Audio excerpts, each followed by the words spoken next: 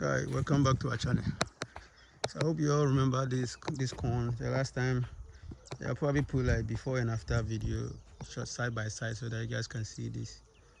See how well that they are growing. This is mostly manure,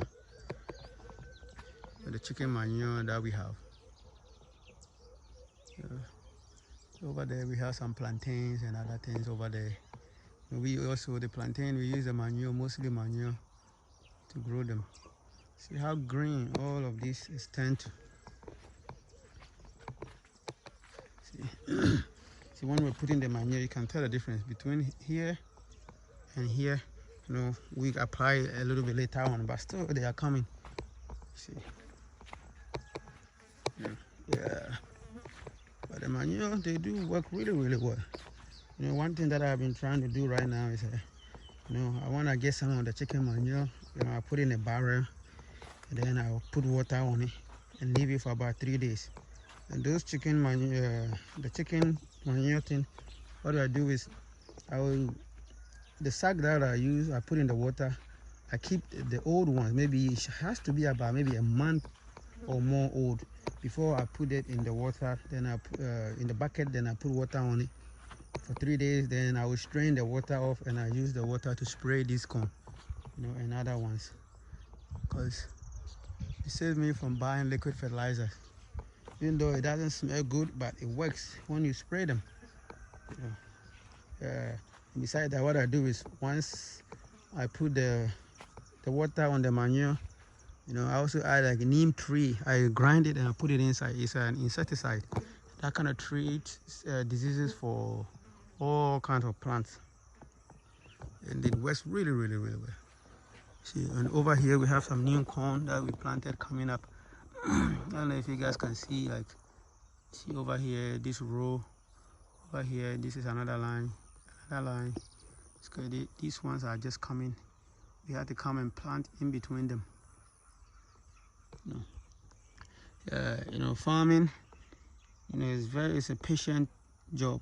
Like, if you don't have patience, if you don't have time to wait, you can't do farm. Everything is time. you know One main thing that I have realized, kind of took time to realize this, but between crop farming and chicken farming or animal farming, crop farming nowadays tend to be more profitable, because animal farming every day, like all the time, you have to keep buying feed. If you're not careful, it will take all your money, all your profit will go into buying the feed. And the feed nowadays, they don't even like let people read about the price, then they increase them again.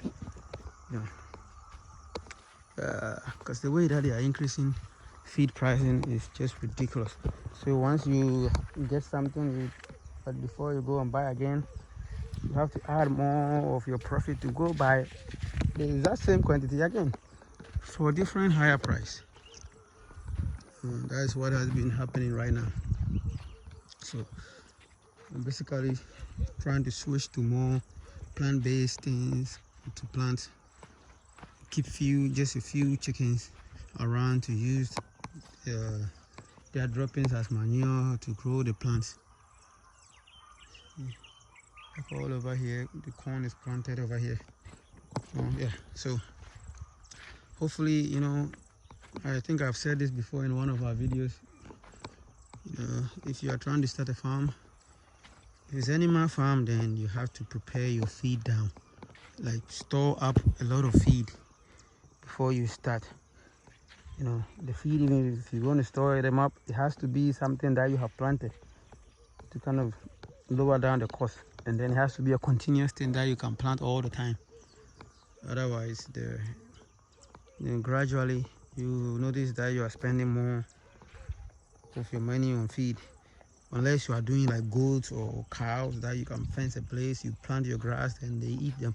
Those ones, but pigs and poultry, they spend a lot of feed, especially in Ghana. And the price of eggs compared to the price of how much we buy the feed and everything, usually they don't match up that much nowadays. See, look at this maize. They are all looking straight in line. See the planter over there, I'm going to zoom in, is what we use to plant these maize. That's what give them these lines. You know, there's some gaps in here that they didn't germinate. See, this is how the planter is supposed to plant. Plant one over here, plant one over here, and plant one over here.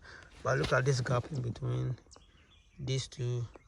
And sometimes they don't germinate. There's supposed to be one right here between these two.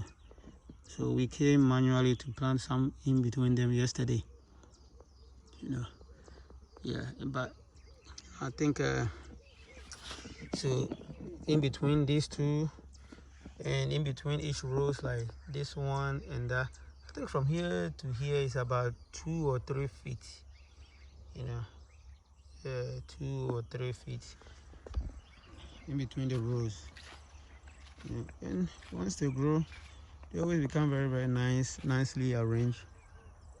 All over here too, we put manure around, you know, to kind of help the growth of this small corn. And so as you can tell, you look at the soil here, because of the manure and the way that we plow this land. We didn't actually plow, we just used the rake. That machine over there is a rake. That is, yeah, they call, I don't know, some people call it like a chisel hammer or something like that. They have different names for it, but they work really well to kind of turn over the land, and just so that you can get air into the land. It makes them really loose.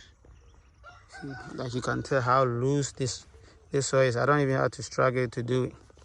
Yeah, see, yeah, and it makes the planting very easy. Yeah, see, yeah, the soil is really loose. Yeah. And they kind of keep the moisture. This soil over here in this area, you know, they keep moisture in them for a little while. You know, there are some places that is sandy. When the moment it rains, after some days, the place gets really dry. It dry up like really quick. Yeah. So that's all we are doing nowadays with this crop farming. That's where I want to switch basically into, especially with tomatoes and this maize alone for the start.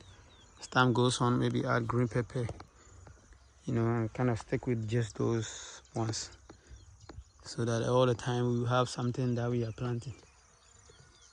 So I will be giving you guys more update about these kind of things as it goes on.